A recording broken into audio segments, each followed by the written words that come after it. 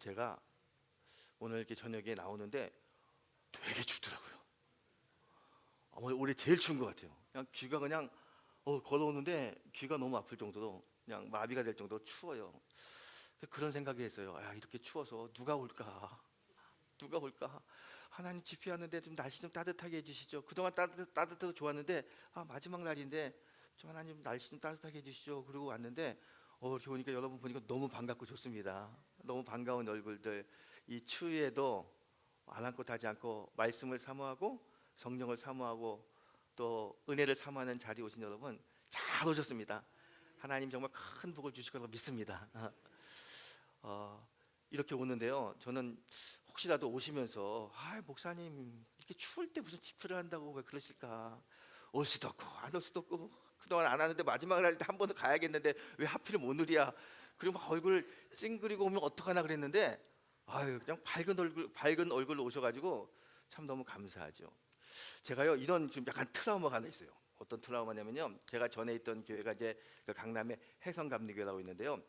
해성감리교회 어디냐면요, 삼정호텔 바로 뒤에 있어요. 그래서 삼정호텔 골목을 들어가야 교회가 나와요. 아마 나이 드신 분들은 알겠지만 삼정호텔이 옛날에 뭘로 유명했냐면 성인 나이트클럽으로 유명한 데입니다. 굉장히 유명한데 고개 끄덕이는 분이 수상한 분들이야. 아주 유명한 삼정호텔 나이트하면 유명합니다. 금요일 날 되게 되면요, 불금이라고 그러잖아요. 지금도 금요일 날 되면 우리 금요일 날 저녁 집회를 하잖아요. 집회 그 강남이 막 차가 얼마나 막히는지 몰라요. 그 차가 막히는데 그 막힌 트래픽을 피해 가지고 성도님들이 이제 집회 예배 참석을 오는 거예요. 오는데 얼마나 짜증 나겠어요. 차는 막히죠. 더군다나 이렇게 겨울이고 또 더운 여름에는 굉장히 힘듭니다. 얼굴이 짜증이 나요. 그래가지고 왜 금요일 날 집회는 만들어서 왜 기도회는 만들어서 막 그런 얼굴로 막 와죠. 그래서 밖에서 이제 성도님도 오는 거 인사하려고 밖에 기다리는데 얼굴이 너무 어둡고 막 화난 얼굴처럼 와가지고 너무 미안해요. 그래서 너무 미안해가지고 다른 데 보게 되면요, 같은 골목을 오는데 어떤 남자 여자들 얼굴이 환해. 너무너무 기대감 가지고 환하고 와가지고 교회로 오는 것이 아니라 옆에 싹 3.5대 라이트 다 들어가는 거야. 아니 나이트 들어가는 사람들은 얼굴이 그렇게 밝은데 교회 오는 사람들은 얼굴이 그렇게 어둡더라고. 그래가지고 아니 왜 이렇게 얼굴이 어둡게 오나. 제가 그래서 좀 나이트 가는 사람처럼 밝게 하고 오라고. 그랬더니 어떤 권사님 그래요. 목사님 나이트 가는 사람처럼 우리가 밝게 하고 오게 되면요, 사람들이 다 우리 나이트 가는 사람인 줄 알아요. 정말 중요한 거는요, 나갈 때 밝게 나가야 저 사람들 교회에서 나오는구나 그러죠. 목사님 보세요, 나이트에서 나오는 사람들 밝은 사람 있나? 다 술 취해가지고 휘청휘청하고 오바이트하고 싸우고 멱살 잡고 나오지 밝게 나오는 사람 없어요. 그러더라고요. 제가 그 얘기를 들으니까 또 그 말이 맞는 것 같아요. 그렇죠 여러분? 맞아요. 와서 예배 드리면 우리 어두운 마음을 주님이 밝게 만들어 주시고 또 근심의 걱정을 다 사라지게 하시니까 얼굴이 밝아지고 심령이 밝아집니다. 그래서 기쁜 마음으로 나가는 거예요. 오늘 그런 축복이 우리에게 있게 되길 축원합니다. 여러분, 교회는요 원래 그 성지순례 가다 보면 모든 교회는요, 교회 들어가는 문이 있잖아요. 문이 있는데 어디에 문을 만드냐면 동쪽에다 문을 만듭니다. 모든 교회는 동쪽에 문을 만들어요. 저는 우리 교회 문이 동쪽인지 서쪽인지 남쪽인지 잘 모르겠어요. 한번 확인해 보고 싶은데 동쪽에 만든 이유가 있습니다. 왜냐하면 동쪽에 문이 있으면 들어올 때 어디로 들어오면 서쪽으로 들어오는 거예요. 서쪽에서 이렇게 들어오다가 예배드리고 동쪽으로 나가는 겁니다. 서쪽은 어느 곳입니까? 해가 지는 곳이에요. 인생의 그늘, 어두움, 근심, 걱정, 그걸 가지고 교회에 들어와 가지고 하나님 만나고 예배하고 나갈 때는요, 해 뜨는 밝은 곳을 향하여 나가는 거예요. 그래서 교회의 문은 동쪽에 만드는 겁니다. 여러분, 오늘 어떤 걱정과 근심을 가지고 이 예배 자리에 오셨는지 모르지만 여러분 오늘 걱정, 근심 오늘 하나님께서 다 해결해 주실 거라 믿습니다. 그리고 이 성전을 문을 열고 나갈 때 밝은 빛으로 하나님이 해결해 주셨다, 하나님이 함께 하셨다는 그 믿음으로 나가는 그런 은혜와 축복이 우리의 모든 성도들의 삶 속에 충만할 거라 믿습니다. 그 믿음 가지고 우리 함께 기도하고요, 함께 말씀 나누기를 소망합니다. 자, 여러분 새해 복 많이 받으세요라는 이야기 많이 듣는데 새해 복 많이 받으세요 할 때 어떤 복을 받고 싶습니까? 어떤 사람은 건강의 복, 어떤 사람은 자녀의 복, 여러 가지 복이 있겠지만 그래도 뭐니 해도 머니의 복을 받고 싶지 않습니까? 뭐니 뭐니도 뭐니 돈을 많이 벌었으면 좋겠어요. 돈이 많이 물질의 축복을 받았으면 좋겠어요. 제가 여러분, 제가 물질의 복을 받는 비결을 하나 가르쳐 드릴게요. 물질의 복을 받는 비결. 여러분, 마크 저크버그라고 하는 사람 아십니까? 마크 저크버그라고 하는 사람, 뭐 몰라도 상관없어요. 제가 모른다고 가서 물어보진 않을 테니까. 이 사람 누구냐면요, 요즘 젊은 사람들이 많이 쓰는 페이스북을 만든 사람입니다. 지금 굉장히 젊은 사람인데, 젊은 사람들 중에서 아주 돈을 가장 많이 번 어마어마한 부자, 세계 100대 부자 중에 한 사람이 마크 저크버그라는 사람입니다. 이 사람이 하버드 대학 시절에 이 페이스북을 만들어 가지고 아주 굉장히 큰 부를 이뤘죠. 이 사람의 이야기를 제가 읽어봤는데요, 이 사람의 취미가 있어요. 젊은 사람인데 돈을 어마어마하게 번 사람의 취미가 뭘까요? 이 사람의 취미는 설거지라고 합니다. 설거지가 취미래요. 한 기자가 이야기했어요. 당신이 이렇게 돈을 많이 벌고 또 인생을 정말 성공했는데 그 비결이 뭡니까? 그랬더니 그 사람 얘기가 자기는 설거지래. 집에 밥을 먹은 다음에 그 더러운 그릇을 탁 닦을 때 기분이 너무 좋아진다는 거예요. 그리고 그 그릇이 탁 닦일 때, 야, 나도 이 그릇처럼 이렇게 깨끗하게 인생을 살았으면 좋겠다, 쓰임 받았으면 좋겠다, 뭐 늘 그런 생각을 한대요. 그래서 자기의 삶의 에너지를 어디서 받느냐? 이 설거지에서 받는다는 거예요. 이 설거지를 잘하면 이렇게 축복을 많이 받는 것 같아요. 제가 그걸 이제 지난 겨울에 읽었어요. 그래서 제가 지난 연말에, 그래, 나도 내년에는 2025년이죠. 설거지 해야겠다. 내가 설거지 열심히 해야겠다. 그래서 이 마크 저크버그처럼 하나님의 좀 물질의 축복을 좀 받아야겠다. 그런 생각을 했어요. 여러분도 저와 같이 축복받고 싶지 않으십니까? 여러분, 집에서 설거지 많이 하시고, 뿐만 아니라 우리 교회에서도 설거지 좀 하세요. 집에서도 설거지할 때 축복받지만 교회에서 설거지하면 더 축복받을지도 몰라요. 여러분, 교회에서도 좀 설거지 많이 하면서 하나님의 그 축복을 받았으면 좋겠습니다. 여러분, 이 마크 저크버그 하는 이야기가 있습니다. 설거지하면 자꾸 움직인다는 거예요. 움직이면서 생각도 하고 움직이면서 살다 보니까 건강해진답니다. 움직인다는 건 참 좋은 것 같아요. 살아있다는 건 움직인다는 거예요. 여러분, 몸이 자꾸 움직이면 에너지가 돌고 건강해지고, 또 몸도 건강해지고 영적으로도 건강해지는 것 같습니다. 여러분, 교회에서도요, 이 집회 같이 우리 집회 참석하면서도요, 움직여야 돼요. 여러분, 어떻게 움직여야 됩니까? 제가 말을 하면은 고개도 좀 끄덕거리고요, 아멘도 하고요, 할렐루야도 하고, 기도할 때 손도 좀 높이 들고 기도하고 찬양할 때 움직여야 돼요. 그냥 가만히 있으면은요, 가만히 하나님이 데려갑니다. 그러니까 여러분, 하나님한테 빨리 가지 않으려면 자꾸 움직이세요. 아멘도 하시고 고개도 끄덕이고 손도 들고. 그래서 우리가 좀 이 시간에 많은 은혜를 받는 그런 시간이 됐으면 좋겠어요. 자, 아멘이죠? 제가 진짜, 이건 아까 서두고 진짜 축복받는 돈 버는 비결, 제가 진짜 축복받는 비결 가르쳐 드릴게요. 제가 친하게 지내는 목사님 중에 이제 선배 목사님 한 분 계셔요. 이 목사님들이 돈 벌기가 쉽지 않아요. 그런데 아마 제가 알고 있는 목사님 중에서 제일 부자일 것 같아요. 부자예요. 그래서 그분이, 제가 한 번은 늘 선배 목사님이니까, 나도 목사님처럼 물질의 축복을 받고 싶은데 비결 좀 가르쳐 달라고 늘 그랬어요. 근데 얘기를 안 해요. 근데 나중에 이제 저한테 그 얘기를 하는 거예요. 이분이요, 참 신기한 게, 저는 그분을 보면서 생각하는 게, 물질은 하나님이 주시라는 걸 깨달았어요.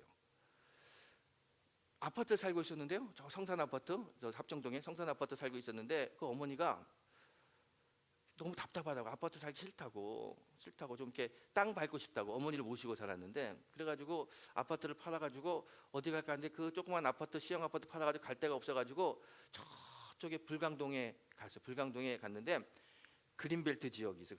그린벨트 지역, 거기에 조그만 집이 하나 있어요. 요 집은 이제 그린벨트 안에 있는 집이지만 집 평수만큼은 보수가 된다는 거예요.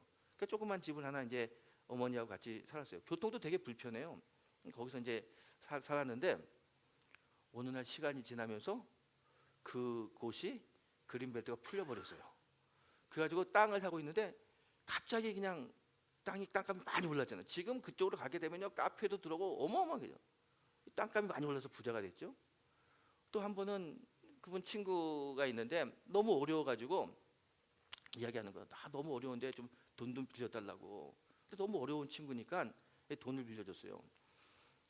아마 이게 다시 돌려받을 수 없다는 거 알면서도 돈을 빌려줬어요. 그랬더니 그 친구가 나중에 이제 돈을 갚아야 돼, 갚을 방법이 없으니까 찾아와가지고 그 목사님에게, 야, 네가 돈을 빌려줬는데 사실 내가 돈 갚을 능력이 안 된다. 근데 내가 가지고 있는 옛날부터 물려받은 땅이 하나 있는데 이게 기자촌이라고 하는 데 있는 땅이에요. 그것도 완전히 그림에도 묶여 있는 땅이에요. 이거밖에 없는데 그냥 이거라도 너 받아라. 아니면 내가 너무 미안하다. 그래서 괜찮다고 하지만 받으라고 해서 받았어요, 그냥. 그리고 시간이 지났는데요. 어떻게 되냐면 거기가 은평 뉴타운이 되는 거야. 그래서 보상을 많이 받았어요. 보상만 받을 뿐만 아니라 아파트도 하나 받았어. 근데 저는 그때 몰랐는데 보상으로 땅을 받으면 무조건 땅을 사야 된다는 거예요. 땅을 안 사면 양도소득세가 굉장히 많이 나온대요. 그래서 할 수 없이 또 그 땅을 사야 되니까 땅을 어디 살까 하다가 주변에 이제 복덕방 물어봐가지고 이 그 은평 뉴타운에서 좀 바깥 지역에다 땅을 샀어요. 땅을 사고 그런가 그 지나갔는데 한 1년 2년 후에 연락이 왔는데 뭐가 연락 왔냐면 은평 뉴타운 계획이 확장이 돼가지고 자기가 산 땅까지 다시 포함이 된 거야. 그래가지고 또 보상받고 아파트 하나 또 받고 그렇게 몇 번 하면서 돈이 얼마나 많이 굉장히 많이 벌었어요. 아파트도 몇 채가 되는 거예요. 그래가지고 그 단기간에 자기는 뭐 이제 뭐 물질적으로는 어렵지 않다. 그래서 늘 우리 만날 때마다 밥도 잘 사고 뭐 돈도 잘 써요. 늘 부러워가지고 그 축복받는 비결 좀 가르쳐다가 늘 그랬는데 그걸 안 가르쳐줘요. 그러더니 한 3년 전에 저를 찾아와요. 찾아오더니 최 목사 늘 나한테 그랬지? 축복받는 비결 좀 가르쳐달라고. 내가 그때는 얘기 안 했는데 내가 이제 그분이 그때 2년 전에 은퇴를 하거든요. 그러니까 은퇴를 하면서 내가 받은 이 축복의 비결을 후배 목사에게 그렇게 알려줘야 되는데 가만히 생각하니까 최 목사가 제일 만만하고 이걸 알려줬으면 좋겠다는 거야. 그래서 그 비법을 알려주려고 왔다는 거예요. 얼마나 감사해요. 그래가지고 잘 오셨다고 커피 타주고 밥 사주고 가지고 이제 듣는 거예요. 근데 다 듣는 다음에 이제 제가 마음의 준비가 됐습니다, 목사님. 저에게 그 비법을 알려주세요. 그랬더니 내가 진짜 안 알려주려고 하는데 최 목사가 정말 주님이 주시는 마음이 있어가지고 알려준다고. 그러더니 안주머니에서 수첩을 하나 그랬는데 수첩을 딱 줘요. 주면서 그게 비법이라는 거예요. 이게 뭐야? 그리고 제가 들춰봤어요. 봤더니 거기에 이름이 쭉 써. 이름이 쭉 써 있어요. 한 30명 정도 이름이 써 있는 것 같아요. 목사님 이게 뭐예요? 그랬더니 그 목사님이 이렇게 이야기해요. 최 목사님 아시다시피 내가 일반 목회를 하지 않고 이제 기간 목회하시는 분인데 기간 목회를 하고 우리 아내는 선생님이었잖아. 우리 둘이 돈을 버는데 내가 어느 날 혼자 버는 목사들도 많은데 우리가 부부가 돈을 버는데 그냥 우리는 한 사람이 버는 것 갖고 쓰고 한 사람이 버는 건 가지고는 좀 좋은 일을 해야겠다 생각이 들더라는 거예요. 그래서 아내하고 이야기하기를 아내하고 여보 우리가 둘 중에 하나는 생활비하고 하나는 좋은 일에 쓰자. 당신이 좋은 일 할래? 또 내가 좋은 일 할까? 그랬더니 사모님이 목사님보다 월급을 더 많이 받으니까 내가 생활비 할 테니까 당신 월급 가지고 좋은 일 하라 그러더라는 거예요. 그래서 그러겠다고. 그리고 이제 어떤 좋은 일을 할까? 그렇게 기도하고 있는데 그때 어떤 일이 있었냐면 조용덕 선교사님이라고 브루나이 선교사님이 계셔요. 우리 감리교 선교사님인데 브루나이에서 선교하시다가 교통사고로 돌아가셨어요. 그 사모님은 그 1년 후에 암으로 돌아가시고 아이가 초등학교 4학년, 6학년 딸이 둘이 있었어요. 은비, 은영이. 갑자기 엄마 아빠가 선교사 나가 돌아가셨잖아요. 얼마나 막막해요. 그 이야기를 듣고 많은 사람들이 걱정하는데 이 목사님이 갑자기 그런 마음이 오더라는 거예요. 내가 무슨 좋은 일을 할까 생각했는데 그래 이 아이들 내가 엄마처럼 아빠처럼 뒷바라지 해줘야지. 그래서 그때부터 아이들에게 장학금도 주고 생활비도 주고 그랬다는 거예요. 그렇게 하는데 또 그런 얘기 하다 보니까 또 다른 데서 어려운 이야기, 어려운 목사님의 자제 이야기가 들리면 또 도와주고 그렇게 하면서 도와준 학생들이 한 30명 된다는 거예요. 그래서 본인이 받은 월급은 전부 다 11조 제외하고는 다 아이들에게 다 장학금으로 생활비로 나눠줬다는 거예요. 그렇게 몇십 년을 생활한 거예요. 그 목사님 저한테 그래요. 내가 사람들이 다 나한테 축복 많이 받았고 어떻게 해서 축복했냐고, 어떻게 부동산 투자했냐고 이야기하는데 나 부동산 투자한 적 없어. 내가 돈 벌려고 애쓴 적 없어. 하나님이 주셨어.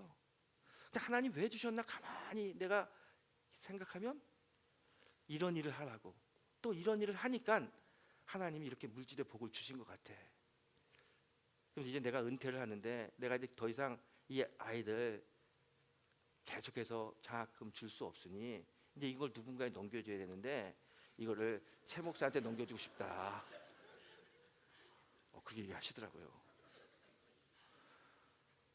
굉장히 부담이 된다고. 이걸 받아야 되는데 받을 자신이 없는 거예요. 목사님 저는 혼자 봅니다. 어디 같이 보는 사람을 찾아보시지요. 제가 못 받았어요. 그랬더니 목사님이 그 수첩을 딱 받으면서 마음의 준비가 되면 연락해. 언제든지 나는 너에게 줄 준비가 돼 있으니까. 그리고 가져가셨어요. 그게 한 2년 반 정도 된 일이에요. 저는 그 목사님과 이야기를 보면서 이런 생각을 해봅니다. 우리가 다 축복받기 원합니다. 그렇죠? 근데 제가 성경을 보면서 깨닫는 건 뭐냐면 축복은 하나님이 주시는 거예요. 아멘이죠? 하나님이 주십니다. 그런데 하나님이 누구에게 주느냐? 아무에게 주지 않습니다. 하나님의 영광을 드러낼 사람에게 하나님 복을 주셔요. 이거 확실한 하나님의 법칙입니다. 하나님의 영광을 드러낼 사람. 그래서 때로는 하나님이 그 사람을 흔들어 봅니다. 어려움을 주고 시험을 주고 환난을 주고 그 어려움과 시험 속에서도 하나님을 쳐다보는 자인지 믿음을 지키는 자인지 보시고 통과되면 놀라운 은혜와 복을 주셔요. 그걸 가지고 하나님의 영광을 드러내는 삶을 살라고. 하나님은 예나 지금이나 일정하게 같은 방법으로 같은 패턴으로 역사하시는 분이 우리 하나님이십니다. 여러분,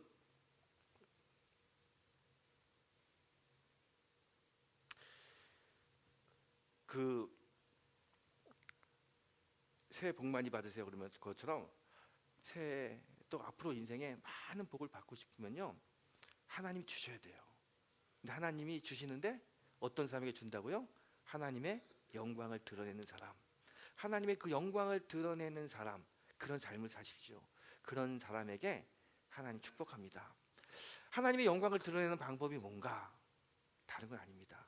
하나님의 영광을 드러내는 것은 자비의 열매를 맺는 겁니다. 이 성령의 열매 자비의 열매를 맺는 자에게는 하나님 반드시 하늘의 복을 주십니다.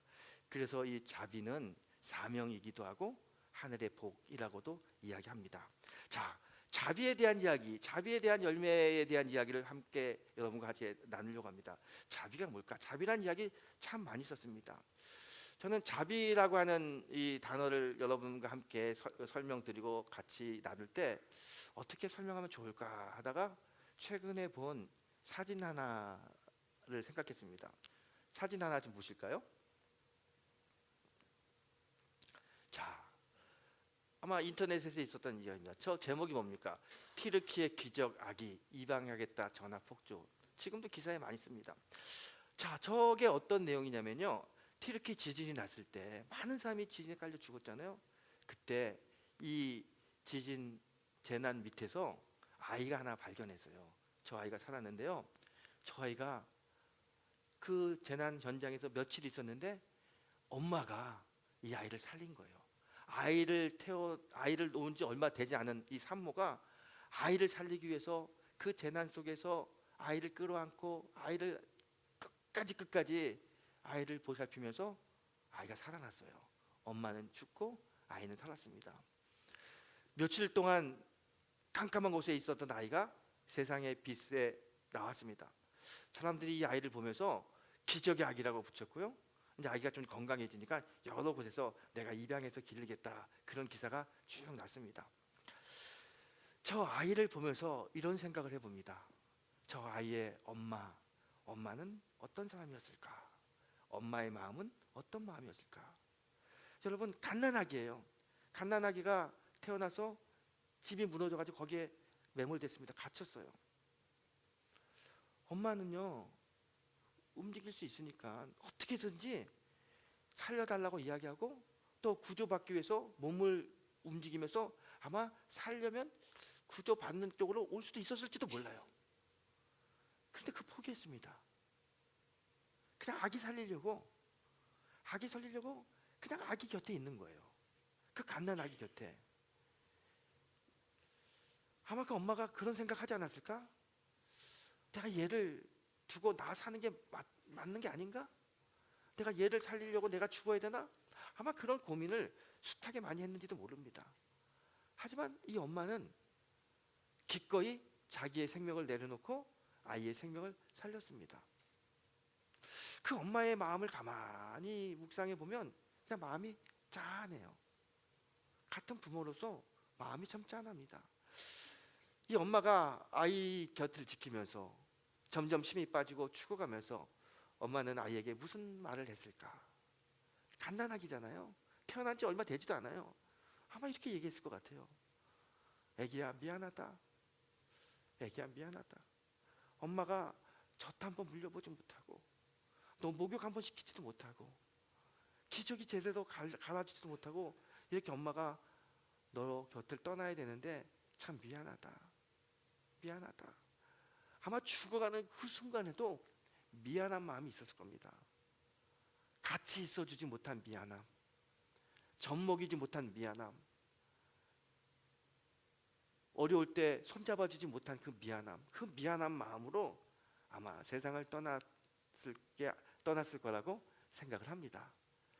여러분, 이 엄마의 마음, 자기는 죽어가면서도 아이를 살리고 그러면서도 아이에게 미안한 마음, 아이야 미안해, 애기야 미안해, 이 미안한 마음, 그 마음, 이 마음이 하나님의 마음하고 너무나 닮은 마음 아닙니까? 이 마음을 성경은 오늘 자비라고 이야기하는 겁니다. 자비가 뭐냐? 자비는 하나님의 마음인데 하나님의 인도하심이라는 뜻이 있습니다. 헬라어로 헤세드라고 하는 단어를 씁니다. 헤세드라고 하는 단어 우리가 많이 들은 단어 아닙니까? 성경에도 헤세드라고 하는 단어가 많이 나옵니다. 하나님의 자비입니다. 조건 없는 사랑, 나의 생명을 내려놓고 상대방을 살리는 그 마음, 그게 자비의 마음입니다. 여러분, 사람의 마음으로 이 자비의 마음을 갖는다는 것은 결코 쉬운 일이 아닙니다. 그래서 성경은 자비는 성령의 열매다라고 이야기합니다. 성령이 들어오셔야, 성령이 내 안에 있어야 우리가 자비의 열매를 맺을 수 있습니다. 이 자비의 열매가 얼마나 중요합니까?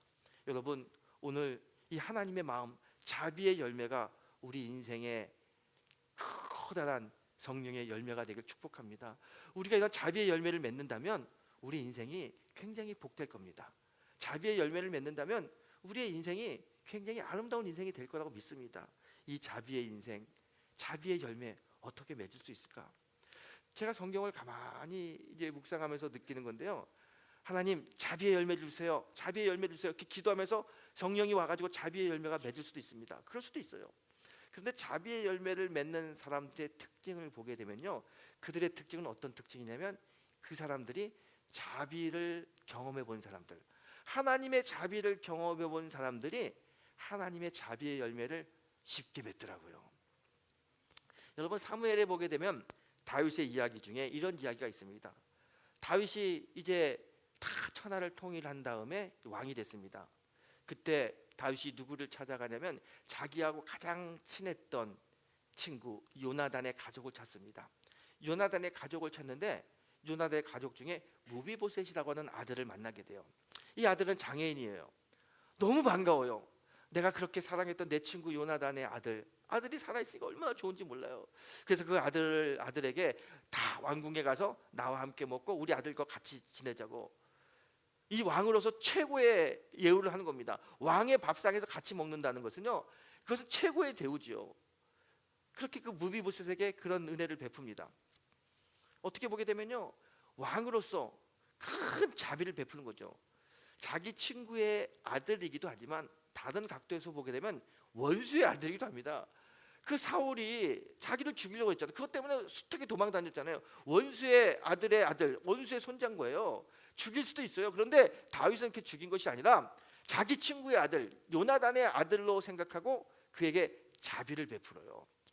다윗이 이렇게 자비를 베푸는 이유가 뭘까? 다윗이 이 무비보셋에게 자비를 베푸는 이유는 다윗 안에 자비의 마음이 있어서, 정말 사랑의 마음이 있어가지고 불쌍한 이 무비보셋에게 자비를 베풀었다, 이렇게 이야기할 수 있겠지만 저는 좀 다른 각도에서 보게 됩니다. 어떤 각도냐면 이 다윗은 이미 하나님으로부터 자비를 경험한 사람이에요. 하나님의 자비를 경험했기 때문에 자기도 그 무비보셋에게 하나님의 자비의 마음을 베풀 수 있는 겁니다. 여러분, 다윗은요, 우리가 다 아는 대로 정말 죽을 죄를 지었던 사람입니다. 밧세바라고 하는 자기 부하의 부인을 범했습니다. 간음했어요. 그것 때문에 밧세바의 남편을 죽였어요. 살인했습니다. 그리고 거짓말했어요. 구약 성경에 보게 되면요, 반드시 죽여야 될 사람들이 있습니다. 살인한 사람, 간음한 사람, 하나님 앞에 거짓말한 사람, 반드시 돌로 쳐 죽이라고 그랬어요. 다윗은 세 가지를 다 했어요. 피할 수 없습니다. 돌로 맞아 죽어야 될 사람이에요. 다윗도 그걸 잘 알아요.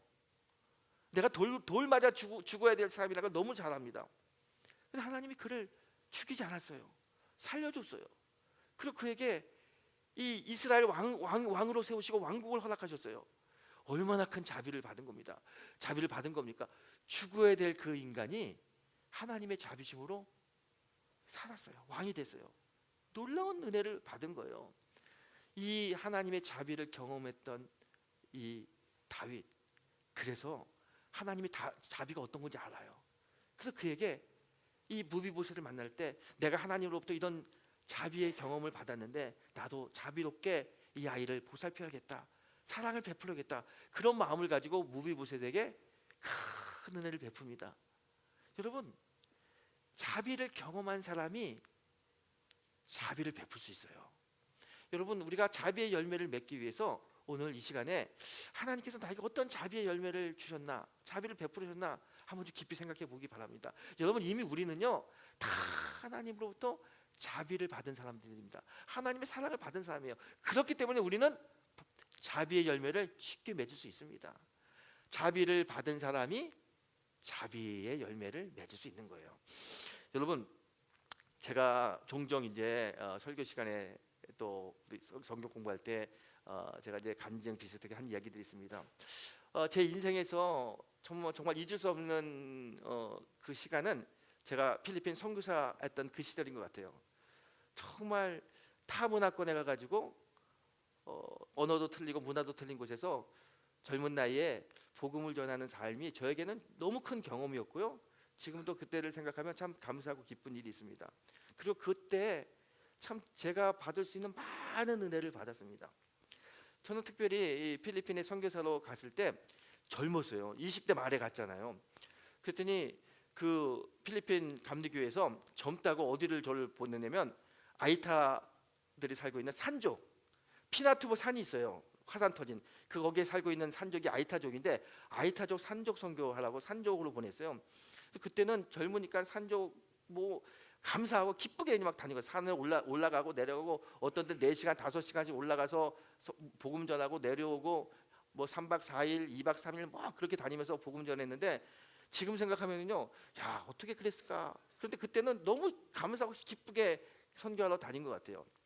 이 아이타족이요, 제가 이제 1990년도에 이제 필리핀에 가서 91년도에 이제 파송을 받아가지고 그 피나투보 산에 딱 가서 아이타족을 만났는데 1991년, 지금부터 한 30년 전이기도 하지만 깜짝 놀랐어요. 왜냐하면 그때 갔더니요 정말 영화에서 보던 사람들이야. 이렇게 기저귀 같은 거 차고요 활 들고 다녀. 아니 그때 비행기 타고 다니는데 활 들고 다녀.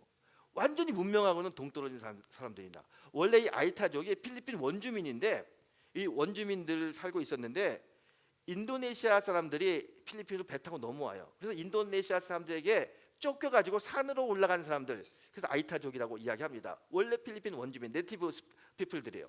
자, 이 사람들이 그냥 문명과 동떨어지게 살고 있어요. 어느 정도 문명과 동떨어졌냐면요. 제가 언젠가 한번 이런 거 말씀드린 적이 있는데 그 선교하면서 아이들 이제 성경 공부하려고요. 한국에서 크레파스를 받아가지고 색칠하는 거 가르치려고 그 도화지에다가 그 그림도 그려놓고 또 그 집도 만들어놓고 가서 다 이제 색칠하는 거 준비하려고 가지고 갔어요. 근데 한 번은 산에서 이제 올라갈 때 짐을 많이 못 가져가니까 좀 짐을 가지고 올라가서 그 산 속에 있는 마을에다가 놓고 또 그 다음번에 가져가고 며칠 가져간 다음에 교재가 다 완성되면 이제 선교하고 아이들 가르치고 그렇게 했어요. 그림 공부를 하려고 크레파스를 이제 갖다 놨는데 그때 그림 공부를 못하고 내려왔어요. 그리고 며칠 후에 다시 올라간 거예요. 다시 올라갔는데 올라갔더니 아이들이 너무 저를 좋아하는 거예요. 뭐 외부에서 사람이 오니까 너무 좋아요. 또 그냥 저는 갈 때 그냥 가는 게 아니고 사탕도 가져가고 뭐 막 먹을 것도 가져가니까 아이들이 되게 좋아요. 그래서 제가 오니까 뭐 마을 입구서부터 막 신난다고 오고 뭐 파스톨 초이 그러면서 너무너무 좋아하는데 이렇게 애들하고 같이 걷고 있는데 애들이 저한테 그런 얘기를 하는 거예요. 목사님 한국 초콜릿이 되게 맛이 없어요 그러더라고요. 그래서 야, 한국 초콜릿? 내가 한국 초콜릿 준 적이 없는데?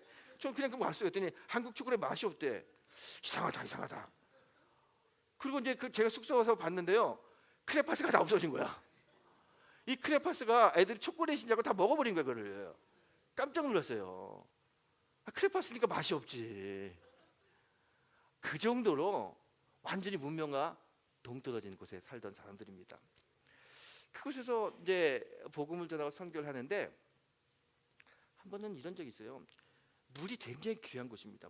너무 물이 귀해요. 그래서 거기도 이제 그릇은 있긴 있어요. 그릇이 있어가지고 먹는데 산이니까 물이 안 나오는데 이 그릇을 닦아야 되는데 뭘로 닦는지 아세요, 여러분?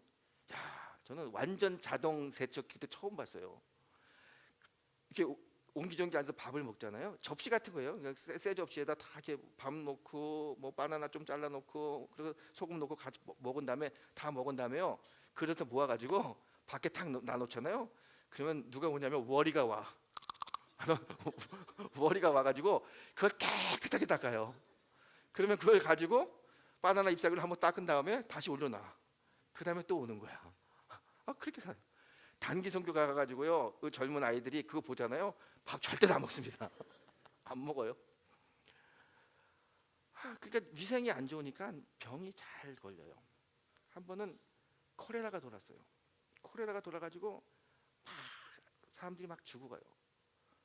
우리 코로나 때문에 많이 어렵잖아요. 근데 콜레라도 굉장히 심한 병입니다. 설사하고 너무 어려워요.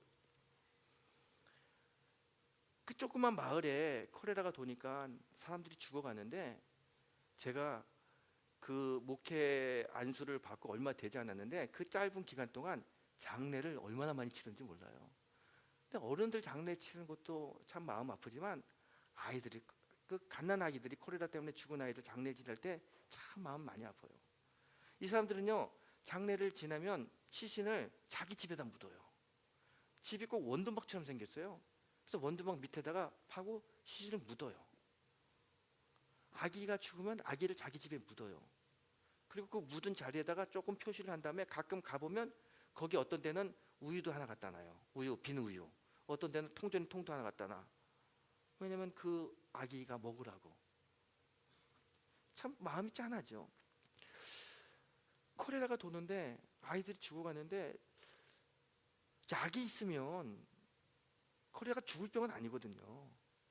살 수 있을 것 같은데 약을 구하기 위해서 여러 다니면서 여기 다니면서 약도 신청도 하고 구제해 달라고 도움도 요청하고 근데 약이 잘 안 와요.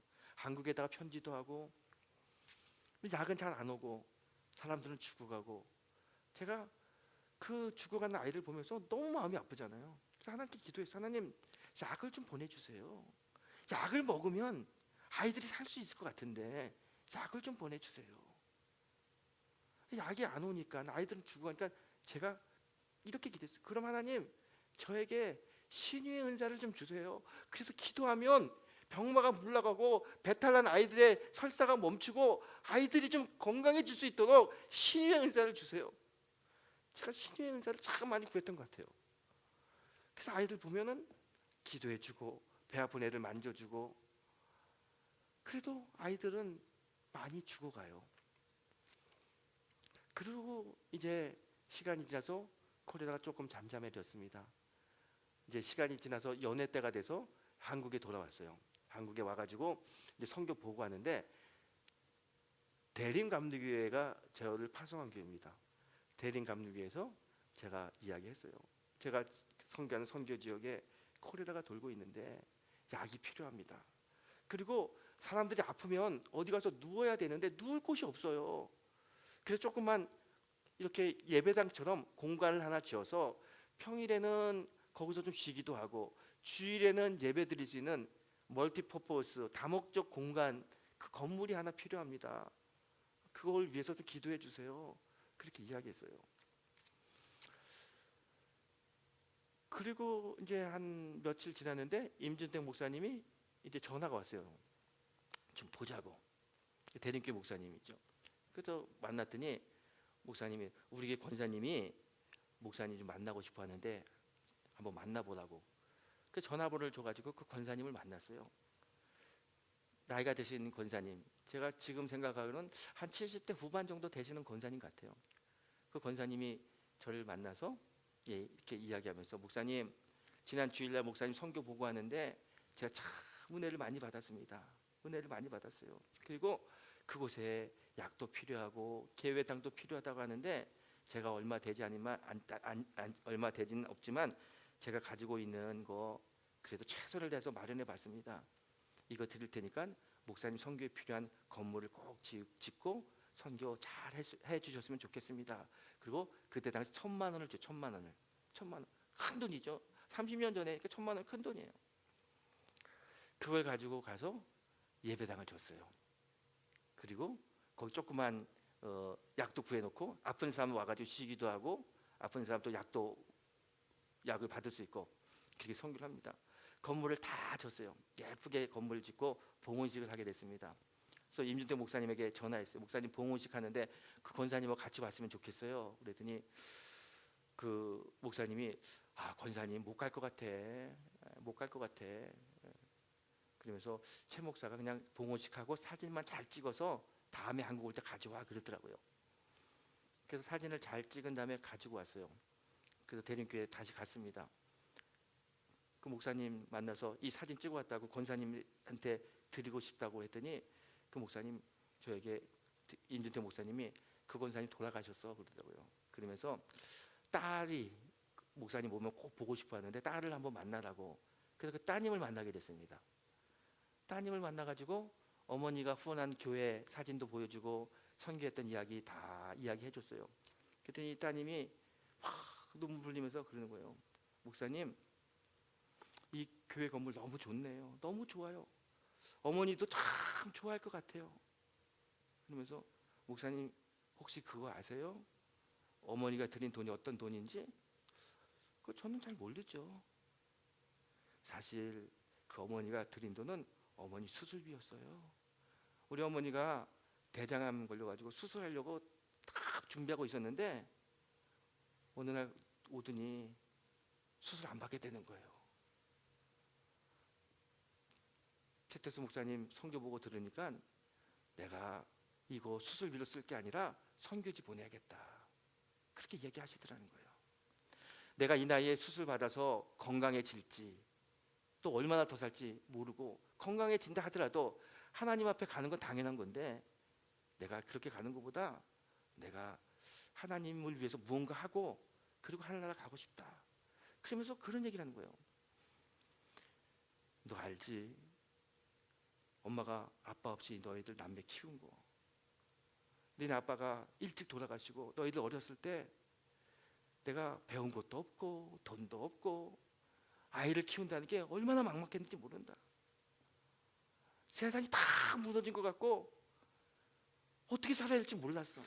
그래서 그냥 그 어린아이 들쳐있고 교회 와서 밤마다 교회 와서 울었어. 하나님 나 어떻게 사냐고. 하나님 어떻게 제가 살아야 되냐고. 그 기도하다가 하나님 도저히 살 방법이 없습니다. 이 아이 기를 자신이 없습니다. 하나님이 도와주셔야겠습니다. 하나님 도와주세요. 하나님이 우리 아이들 아들 딸들 잘 키우게 도와주시면 제가 평생 이 은혜에 꼭 갚고 하나님 곁에 가겠습니다. 그렇게 기도하면서 너희들 키웠어. 화장품 옛날에 태평양이라고 그러잖아요. 태평양 가방에다가 화장품 담아가지고 집집마다 화장품 판매하면서 그렇게 키웠어요. 늘 화장품 팔러 다니면서 집집마다 다닐 때마다 하나님 우리 아들 딸들 잘 자라게 해주세요. 하나님이 키워주셔야 됩니다. 저는 능력이 없어요. 저는 힘이 없어요. 그리고 화장품 하나 팔고 오고 또 다른 집 가고. 그런데 너희들도 알다시피 그래도 하나님이 은혜 주셔서 너희들 다 대학 나오고 이렇게 취업하고 이제 너 결혼 얼마 안 남고 얼마나 감사하냐. 하나님의 은혜야. 내가 그렇게 기도해서 하나님께서 그렇게 내 기도에 응답해서 은혜를 베풀어 주셨는데 내가 평생 하나님께 죽기 전에 우리 아들 딸을 잘 자라게 해주시면 하나님의 이 은혜들을 꼭 갚겠다고 했는데 내가 먹고 살기 바빠가지고 너희들 키우고 뒷바라지 하느라고 하나님께 제대로 은혜 한번 내가 은혜 받았다고 감사하다고 감사를 한 번도 표현하지 못했는데 내가 최태수 목사 설교 들으니까 이게 마지막으로 하나님께 내가 이 은혜 갚아야겠다는 마음이 온다. 이거 내가 꼭 하나님께 이 은혜를 갚고 싶다. 수술해서 좋을 수도 있지만 난 수술보다도 이 수술비로 하나님의 은혜 갚는데 은혜 베푸는 데 쓰임 받고 싶다. 그러니까 엄마 뜻을 잘 따라달라고. 그래서 그때 아들하고 딸하고 울면서 그리고 그 돈 어머니 주고 그 어머니가 저에게 돈 줘서 필리핀의 교회가 봉헌된 거예요. 그러면서 그 딸이 저에게 이렇게 이야기합니다. 목사님, 제가요 평생 우리 어머니처럼 그렇게 신앙생활 할 겁니다. 하나님의 은혜 생각하고 하나님의 은혜를 갚기 위해서 충성되게 교회 생활 할 겁니다. 우리 오빠도 저도 그렇게 살 거예요. 그래요.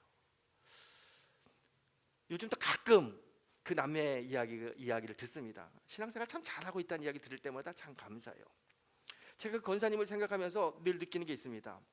어떻게 그 권사님은 자기 수술비를 수술하지 않고 저 먼 곳에 아이타라고 하는 진짜 문명이 떨어진 우리하고는 아무 상관없는 사람들을 위해서 큰 돈을 수술비를 내놓을 수 있었을까? 이유는 딱 하나입니다. 하나님의 은혜를 경험했기 때문에. 그 권사님은 하나님의 자비를 경험했어요. 하나님의 자비의 경험이 있어요. 그 경험했기 때문에 이렇게 하나님께서 나에게 은혜를 주시고 이런 자비를 베푸신 하나님, 그 하나님을 위해서 나도 자비를 베풀어야겠다.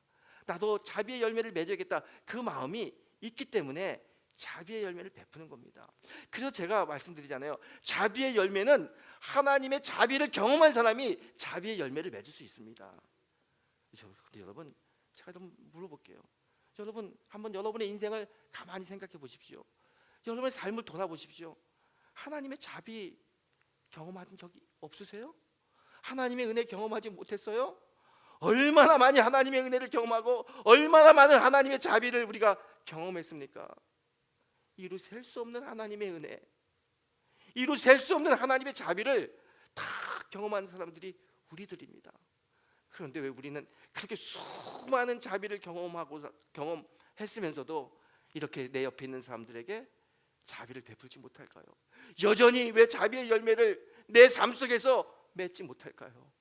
오늘 이 주신 그 자비를 생각하고 그 은혜를 생각하면서